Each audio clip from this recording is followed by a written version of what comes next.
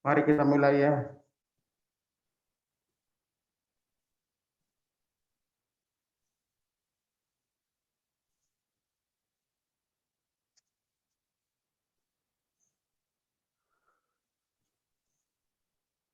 Mbak Bella.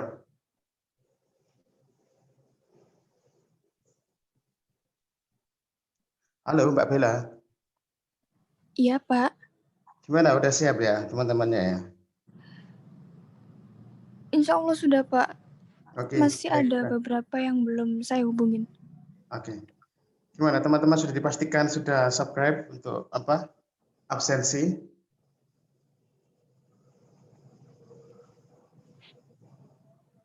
Iya, sudah, Bapak. Baik. Oke, oke, kita mulai. Selamat pagi dan assalamualaikum warahmatullahi wabarakatuh.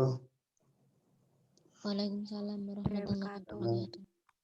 Ini karena pertemuan pertama, maka kita akan coba untuk membuat kontrak belajar ya. Proses selama 1 semester di teori kritis.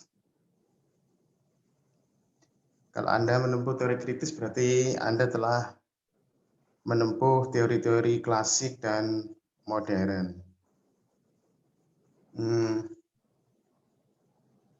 Jadi teori kritis ini kelanjutan dari teori modern, tetapi bisa dibilang sebagai teori yang lebih khusus ya, lebih khusus. Kalau Anda di teori-teori modern kan banyak diberi teori yang mulai dari teorinya Marx, Weber, Durkheim, Parson,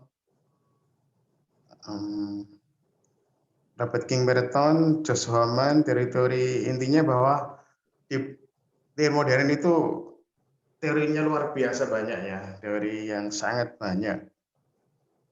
Nah, di teori kritis ini Anda diajak ke lebih spesifik ya, lebih spesifik membahas teori-teori kritis yang dikembangkan oleh Madhab Frankfurt ya.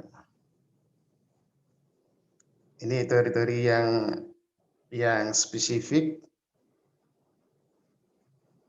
dari aliran Madhab Frankfurt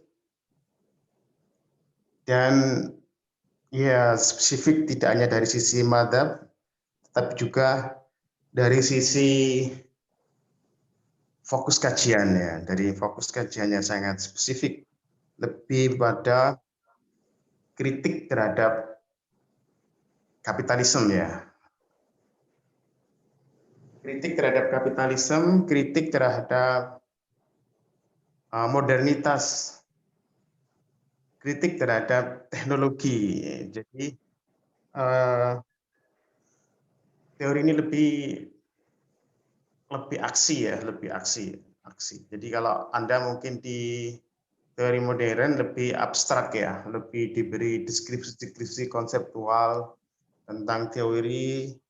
Nah, di teori kritis ini sebenarnya teori aksi ya. Teori aksi dalam arti memahami kapitalisme, memahami modernitas, memahami teknologi, memahami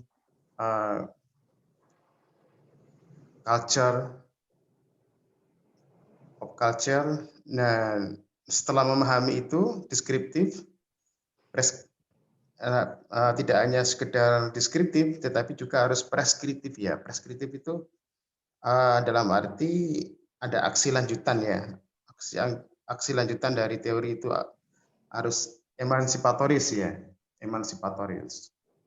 Emansipatoris adalah melakukan aksi seperti yang telah didapat dari deskripsi. Karena memang teori kritis ini tadi saya katakan adalah madhab khusus dan memang dikembangkan dari teori kritisnya Marx ya. Teori kritisnya Marx dan diberi polesan lokal ya.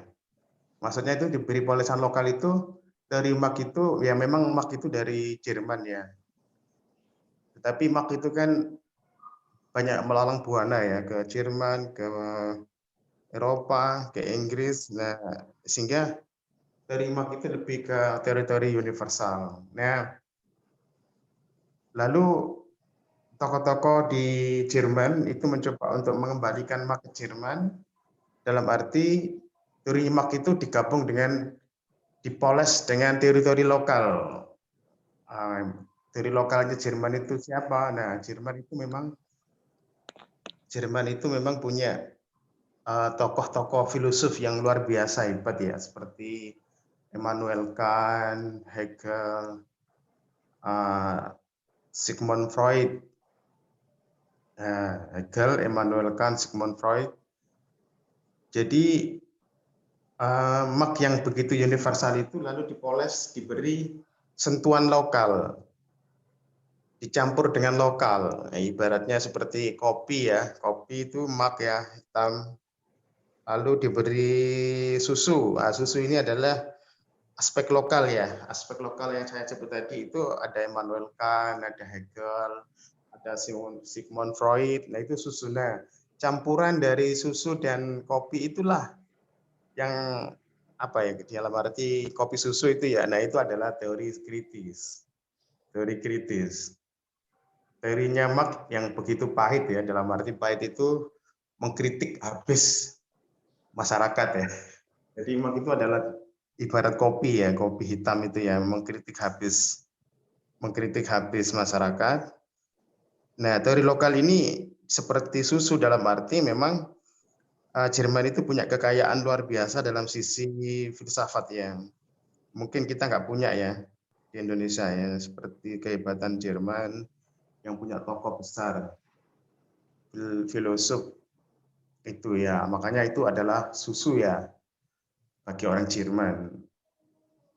Immanuel Kant, Hegel, dan Sigmund Freud itu ya. Itu saya kira itu adalah resources luar biasa di Jerman, dan teori-teori filosofi ini tidak hanya sekedar ada di teks di buku, tetapi mereka orang-orang Jerman itu benar-benar aplikasi terhadap filosofi itu ya, terhadap Immanuel Kant. Misalnya membuat orang-orang Jerman itu lebih otonom ya. Dengan sentuhan Immanuel Kant itu orang-orang Jerman itu lebih otonom, lebih independen, dan juga Anda sudah mengenal seperti filosof yang dari fenomenologi itu, Edmund Husserl. Ya, Edmund Husserl juga orang Jerman, sehingga orang Jerman tadi saya katakan ada sentuhan independen dan juga ada aspek subjektivitasnya tinggi, dalam arti individu-individu itu bisa tampil beda ya. Nah kalau di kita ini kan, kita kan ingin tampil yang seragam ya, serba seragam, misalnya dari sisi kendaraan ingin seragam, dari sisi lifestyle juga ingin seragam. Nah di Jerman cenderung otonom dan juga subjektivitasnya tinggi dari tadi Edmund Husserl tadi saya katakan ya, sehingga gaya hidup individu berbeda dengan yang lain itu adalah wajar. Tapi kalau di kita kan cenderung kolektivitas ya, cenderung ingin seragam. Nah ini mungkin perkenalan dulu ya, sehingga campuran tadi kopi dengan susu ini menghasilkan mother Frankfurt itu. Jadi kalau lebih enak mana ya, angka kopi dengan kopi susu atau kopi susu campurannya, lebih enak mana? Nah itulah nanti kita akan bahas di teori ini ya. Teori ini agak rumit karena mungkin di teori-teori modern Anda lebih diberi kayak sesuatu yang given ya, given dalam arti sudah final bahwa teorinya Marx itu bla bla bla, teorinya Gramsci itu hegemoni ini seperti bla bla bla, teorinya pertukaran sosial itu seperti ini, interaksi simbolik itu ya, itu kayak gitu ya. Tetapi sebenarnya di teori kritis ini yang paling penting adalah proses pembuatan teorinya, itu yang paling penting ya. Proses pembuatan teori itu maksudnya adalah kemampuan dari Adorno, Horkheimer, lalu ini tokoh-tokoh teori kritis ya, Adorno, Horkheimer, lalu ada Erich Fromm, terus Habermas, dan kawan-kawan itu kemampuan dia itu mencampur istilahnya memasukkan aspek lokal ke dalam teorinya Marx itu yang paling penting ya. Nah, itu nanti maka teman-teman dan kita semua harus istilahnya kerja keras itu ya untuk membedah teori mereka itu. Karena di teori modern mungkin kita hanya diberi kayak sudah jadi ya. Nah, tapi kalau di sini kita harus kenapa kok pemikirannya Horkheimer kok berbeda dengan Adorno misalnya? Kenapa pemikirannya Erich Fromm kok berbeda dengan Habermas misalnya? Nah, ini kan karena campuran susunya itu yang berbeda ya. Kalau kopinya sama ya hitam, sama-sama hitam kopinya ya. Tetapi ketika takaran dari susunya ini mungkin berbeda berapa sendok itu ya, dari Horkheimer memberi berapa sendok, lalu Adorno memberikan berapa sendok, terus Erich Fromm itu berapa sendok, Marcuse memberikan berapa sendok, nah lalu Habermas itu memberikan berapa sendok. Nah ini rasanya ini yang berbeda ya. Ada yang kemanisan, ada yang agak pahit, ada yang ada di tengah-tengah hambar. Nah mungkin di situ ini. Jadi saya kira dalam hal teori kritis ini Mata Frankfurt ini lebih jujur ya. Lebih jujur dalam arti dia jujur dalam hal kepemihakan terhadap teorinya Marx dan juga kepemihakan terhadap pengetahuan lokal yang ada di Jerman itu. Nah, ini nanti teman-teman arahnya ke sana ya, memahami teori itu. Sehingga saya ingin Anda lebih praksis ya. Jadi sebelum mungkin nanti ketika sebelum UTS itu teman-teman pahami dulu teorinya. Nah, nanti setelah UTS itu teman-teman harus praksis ya. Praksis dalam arti apa yang bisa diperbuat oleh teman-teman terhadap masyarakat itu ya. Jadi kita ingin belajar itu tidak hanya sekedar untuk kita ya.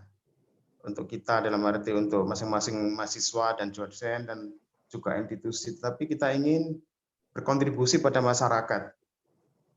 Kontribusi pada masyarakat. Nah, karena kontribusi pada masyarakat, maka di teori kritis ini di setelah UTS itu teman-teman harus praksis apa yang bisa dilakukan ya. Apa yang bisa dilakukan. Nah, praksis ini yang paling penting ya, sehingga nanti itu kita akan menjadi orang yang peka, kritis, tetapi juga memberikan solusi pada masyarakat. Yang sekecil apapun nggak apa-apa, solusinya yang penting punya kontribusi. Nah itu gambaran umum dari teori ini ya. Oke, ada pertanyaan dulu, teman-teman?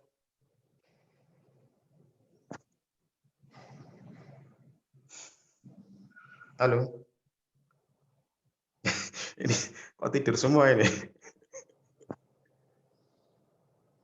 Halo? Halo Pak, Pak izin Iya. bertanya Pak. Halo Pak. Izin bertanya. Silakan. Yang tadi setelah UTS tadi itu sebagai tugas atau gimana Pak? Yang mana?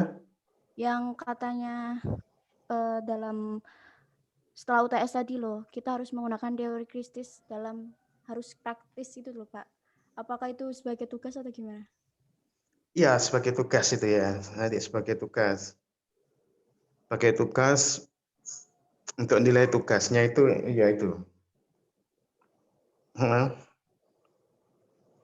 Ada lagi pertanyaan?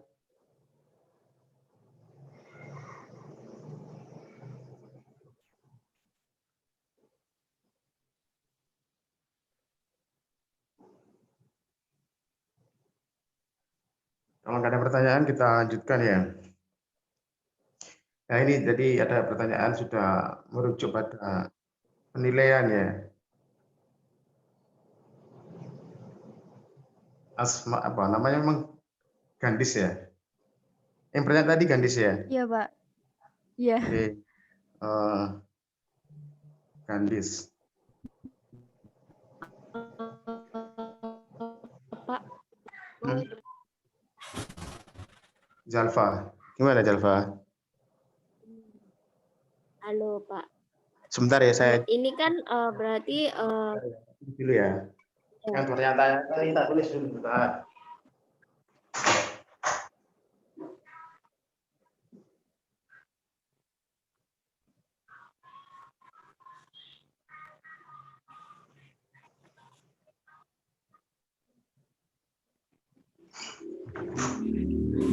Ya, silakan. oh iya Pak. Berarti kan kita ini mempelajari tentang apa polesan-polesan dari teori kritisnya Marx yang dipoles sama filsuf Jerman ini Pak ya. Iya.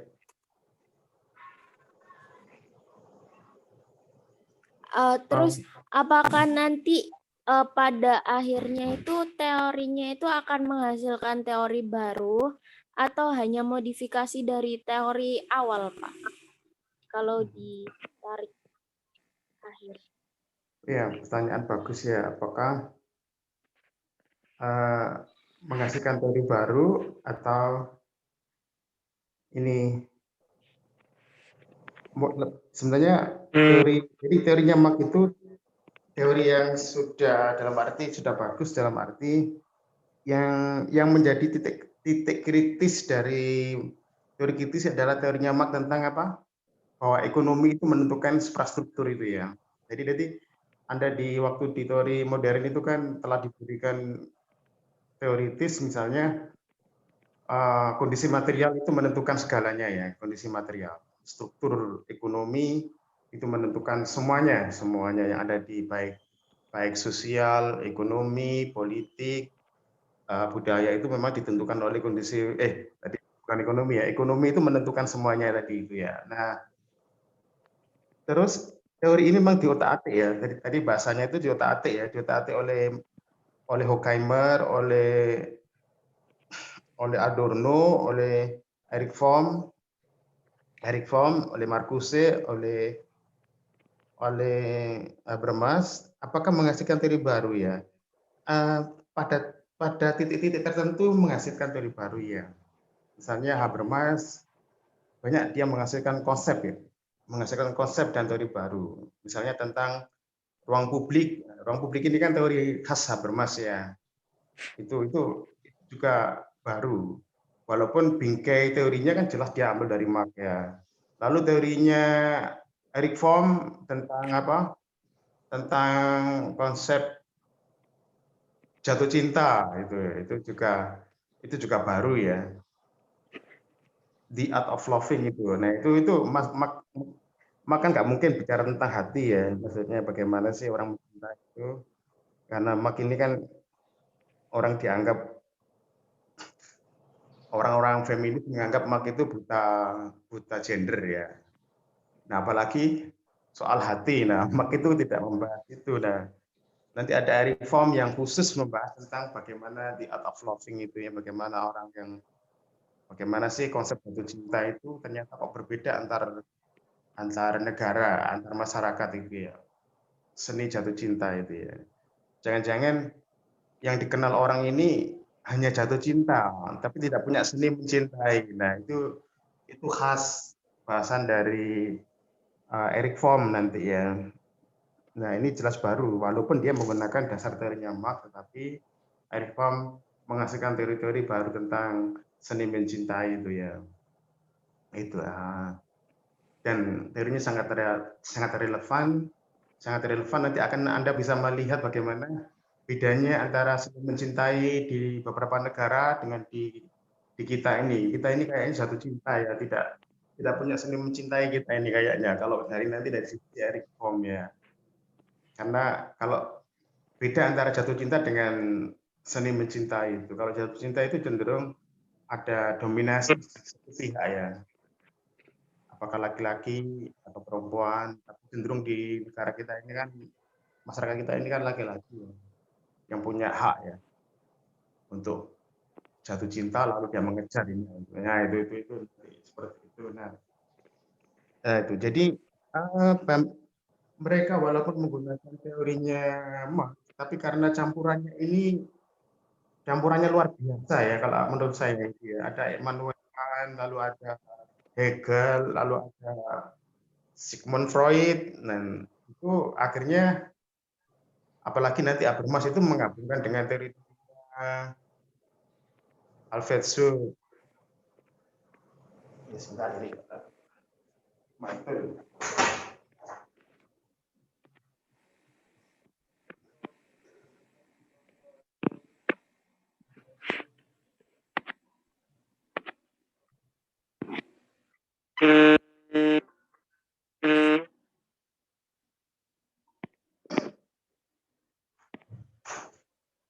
Ya, gabungan-gabungan itu membuat mereka kreatif hingga akhirnya menghasilkan beberapa konsep dan teori baru. Itu jawabannya Zalfa ya.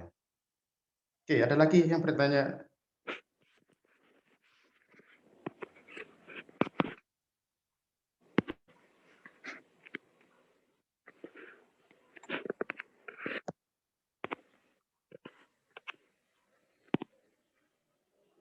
Ada yang bertanya lagi?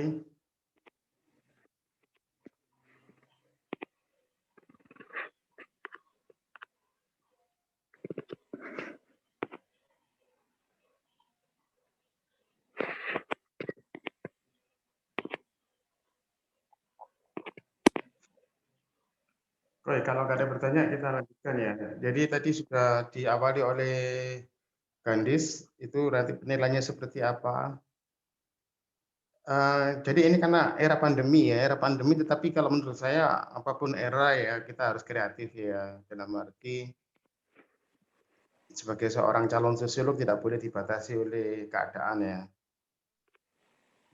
Katanya Parson itu, keadaan memang kondisi kalau menurut Parson, tetapi tergantung pada capaian kita ya kan. Capaian dalam arti tujuannya apa? Ya tujuannya jelas kita menimba ilmu sosiologi dan juga bermanfaat kan itu ya. Karena di teori kritis ini percuma kalau hanya sekedar deskriptif, pandai, ahli, tetapi tidak preskriptif ya. Tidak ada bahasanya itu. Preskriptif itu adalah emansipatoris. Jadi kita harus tidak hanya sekedar pandai ngomong, tetapi juga harus pandai aksi. Ya, itu di teori kritis. Nah, dalam arti saya ingin kita berguna bagi masyarakat. Makanya di sebelum UTS, teman-teman silakan memilih konsep dan teori yang ingin didalami. Tadi saya sebutkan beberapa tokoh, misalnya ada Eric Fromm, ada Habermas, ada Marcuse, ada Benjamin yang belum saya sebut. Ada tokoh-tokoh yang lebih awal seperti Horkheimer, Adorno. Nah, ini tokoh-tokoh yang lebih awal ya. Itu silakan Anda memilih. Anda memilih konsepnya saja. Maksudnya karena satu teori itu, satu orang itu bisa banyak konsep ya. Misalnya nanti Adorno punya banyak konsep ya. Nah, nanti teman-teman bisa mengambil satu konsep dari Adorno itu. Nanti temannya lagi bisa mengambil konsepnya lain dari Adorno. Nah, itu jadi sebelum satu semester sebelum UTS itu Anda teman-teman ini mengkaji teorinya, memahami teorinya. Nah, lalu biar berguna pada masyarakat, setelah membaca teori itu lalu coba dipresentasikan, dibuatlah video untuk pembelajaran itu ya. Karena di luar sana itu banyak guru-guru itu yang menunggu kita ya. Guru-guru yang di SMA itu, ya, guru-guru Anda itu ya, itu juga perlu konten sosiologi. Karena mereka kebanyakan bukan dari sarjana sosiologi, sehingga ketika kita menghasilkan teori, berarti menghasilkan teori video tentang teori pembahasan yang begitu bagus, nah itu akan bermanfaat bagi mereka. Ingat bahwa di teori kritis itu tidak hanya sekedar deskriptif, tetapi juga harus preskriptif, emansipatoris. Kita harus berguna pada masyarakat, walaupun sekecil apapun nggak apa-apa. Nah, jadi nanti teman-teman ambil teori, konsep, lalu dicermati, karena Anda ini sudah semakin istilahnya semakin dewasa di sosiologi, maka mungkin sudah waktunya, sudah cukup misalnya Anda sudah overview di teori klasik dan teori modern itu Anda sudah diberi gambaran total itu. Nah, sekarang ini saatnya Anda untuk memilih yang mana yang klik ya. Nah, maka setelah pertemuan hari ini, teman-teman sudah bisa searching di Google. Nah, itu nanti yang mana yang tertarik. Kalau Anda misalnya suka musik ya mungkin cocoknya ya hati Anda akan mengarah ke Adorno misalnya. Kalau Anda yang suka musik, suka budaya tertentu, misalnya suka cangkruan, suka ya istilahnya suka hmm, membuat grup-grup tertentu ya mungkin Adorno itu cocok ya. Tapi kalau Anda punya pengalaman jatuh cinta, punya pengalaman tentang ya problematika tentang jatuh cinta, tentang mencintai, nah itu mungkin Anda cocok dengan Erich Fromm misalnya ya. Erich Fromm. Nah, misalnya itu mungkin cocok. Nah, tapi kalau Anda misalnya sudah dari awal di sosiologi sudah tertarik tentang politik gitu ya, tentang politik, tentang ruang publik, tentang demokrasi. Nah, itu mungkin hati Anda akan tertuju ke Habermas. Di Habermas itu banyak sekali teori ya. Bisa 10 bisa 10 konsep itu kalau di Habermas saja itu ya. Banyak sekali dia. Nah, itu. Kalau Anda misalnya terkait dengan suka dengan gaya hidup misalnya, lifestyle, mungkin hati Anda akan tertuju pada Marcuse misalnya. Marcuse itu. Nah, kalau Anda terkait lebih pada ilmu pengetahuan, dialektika misalnya, dialektik, nah Anda akan lebih cocok dengan Horkheimer. Nah, itu. Nah, seperti itulah. Itu. Nah, jadi setelah pertemuan ini silakan Anda searching kira-kira hati Anda tertambat di mana. Nah, setelah tertambat Anda menentukan pilihan, iya saya kok cocok dengan Erich Fromm, oh iya saya cocok dengan Marcuse, oh iya saya cocok dengan Habermas. Nah, itu hari ini, minggu ini, terus Anda dalami, terus minggu depan kita akan coba overview apa yang Anda dapat itu ya, overview ya.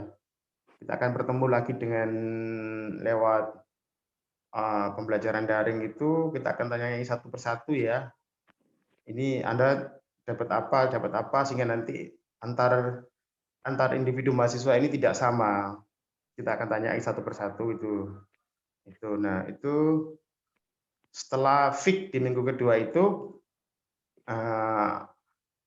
barulah Anda mendalami dan di situ Anda punya semacam kewajiban untuk membuat media pembelajaran di sosiologi, dalam arti Anda membuat video tentang itu. Kalau membuat video ini terserah sebanyak-banyaknya, nggak ada masalah, nanti dikirim ke PJ nanti akan koordinasi dengan saya.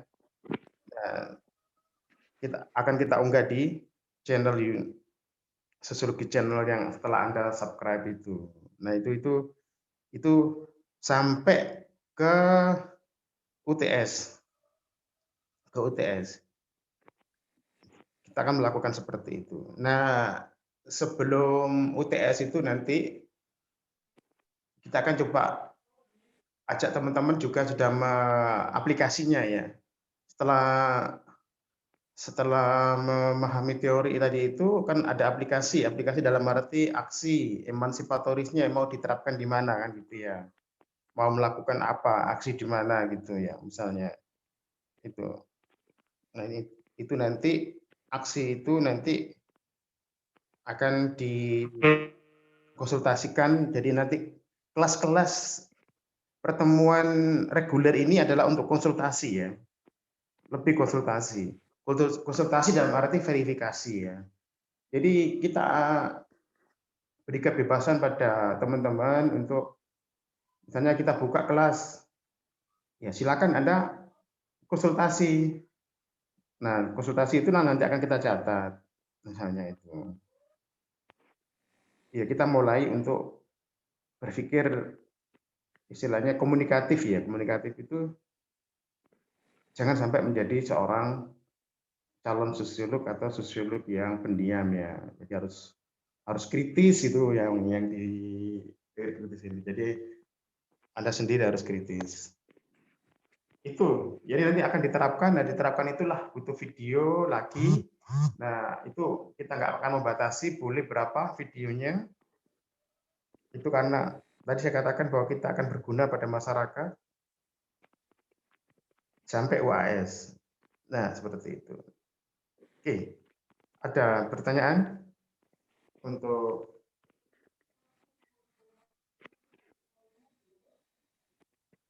penilaian di teori kritis? Pak, Iya. itu untuk yang video itu batasnya sampai UTS ya? Sampai, iya, boleh sampai UTS. Terus untuk penugasan setelah UTS itu dalam bentuk apa ya, Pak? Kan gini ya, misalnya Bella tadi kan ada yang memilih tentang apa ya, misalnya musik gitu ya. Misalnya tadi kan akhirnya kan di video pertama itu kan dia akan memahami bagaimana perspektif musik itu dalam perspektifnya Adorno gitu ya. Nah, setelah itu kan dia mau diterapkan di mana ini misalnya? Mau di aksinya apa misalnya? Aksi yang akan dilakukan. Nah, aksi yang dilakukan itu ya berupa nanti video, berupa lagi video. Apa yang telah dilakukan itu. Seperti itu.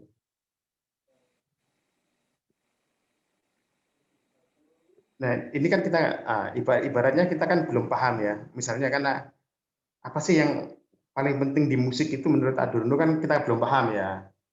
Dan nanti kan setelah mempelajari Adorno tentang musik, saya kira kok Anda akan menemukan ya sisi-sisi tertentu yang bermanfaat dan berarti bisa dia lakukan aksi kan gitu. Aksi misalnya.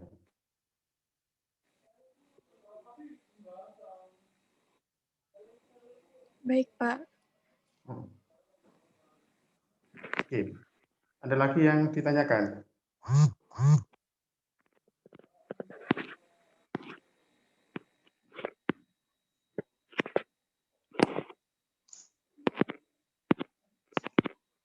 Jadi untuk video itu jangan sampai menunggu UTS ya Bella ya. Karena Anda akan rugi ya. Anda akan rugi sendiri kalau sampai menunggu 1 minggu sebelum UTS Anda kumpulkan ya. Karena video itu akan menjadi bahan ya. Akan menjadi bahan perkuliahan kita di pertemuan-pertemuan itu. Misalnya minggu depan sudah ada yang kirim video, lalu kita akan unggah di Sosiologi Channel itu misalnya. Lalu minggu depannya lagi itu kita membuka kelas. Oke, silakan. Ada yang mau didiskusikan, mau diklarifikasi gitu ya. Mau diklarifikasi misalnya. Nah, nanti kan ada individu-individu, kita kan biarkan, ini ibaratnya kelas ini kita beri kebebasan bagi individu-individu untuk berekspresi. Oh ya, saya akan coba ini lihat apakah yang saya telah dibuat di video itu sudah benar atau enggak. Nah, nanti pertemuan kita akan mencoba untuk mendengarkan video yang telah diunggah itu. Kita akan mendengarkan. Nah, itu. Nah, video yang diunggah itu kalau menjelang UTS akan mengalami kerugian sendiri karena apa? Karena kita akan lihat bahwa video-video yang diunggah itu akan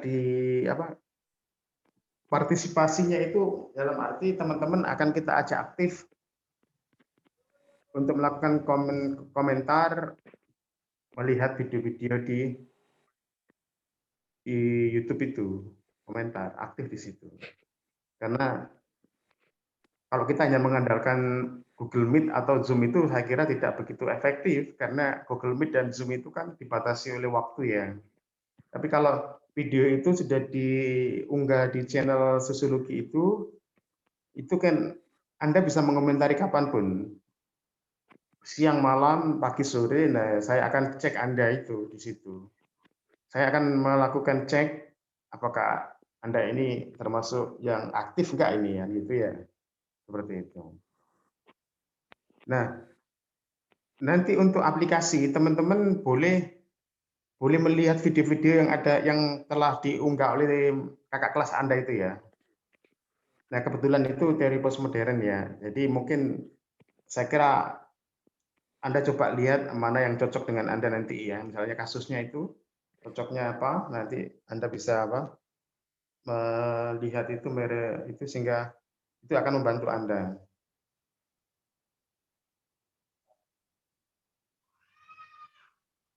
Nah, karena ini kan teori kritis ini pertama kali kita menggunakan Sosiologi Channel.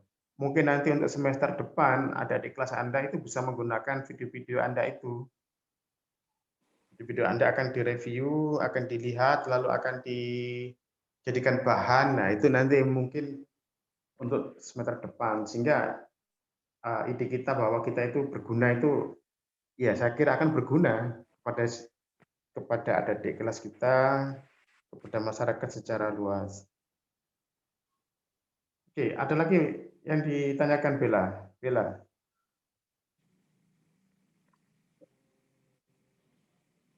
Sudah, Bapak.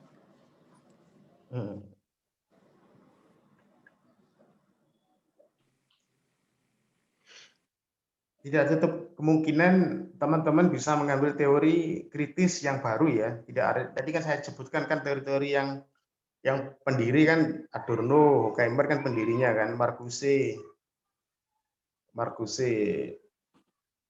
lalu ada Eric Fromm itu ya. Itu generasi pertama, Benjamin, generasi pertama. Generasi kedua adalah Habermas ya, generasi kedua. Nah, tidak menutup kemungkinan generasi ketiga ya.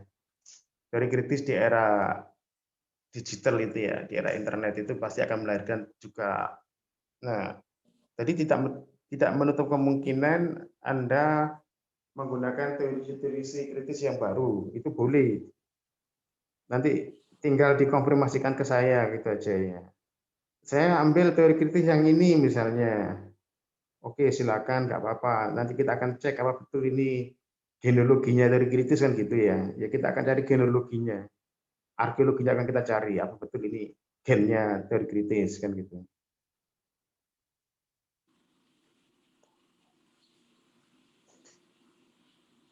Ada yang ditanyakan lagi untuk seluk-beluk teori kritis ini?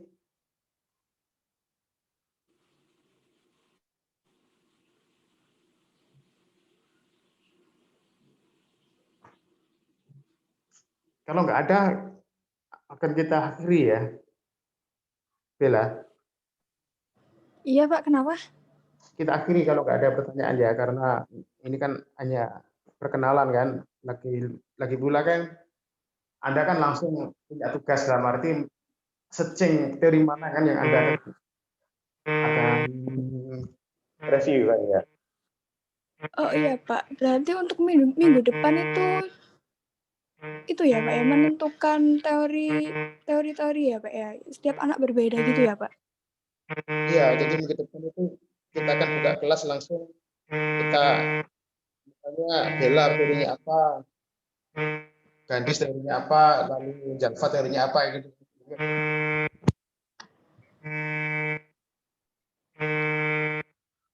Iya, Pak. Baik. Itu ya.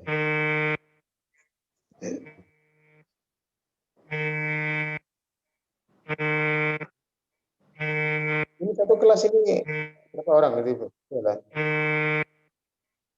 31, Pak. Satu.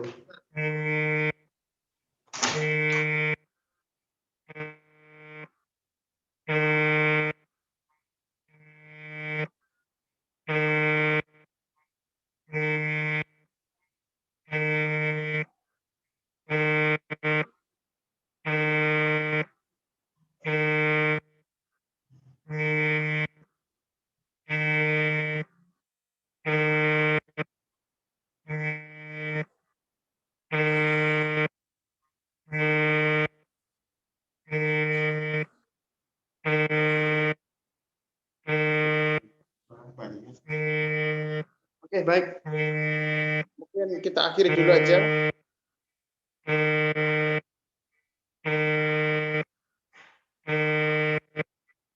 Kita sini ya. Karena Anda langsung melanjutkan dengan apa? Ya. Oke, silakan.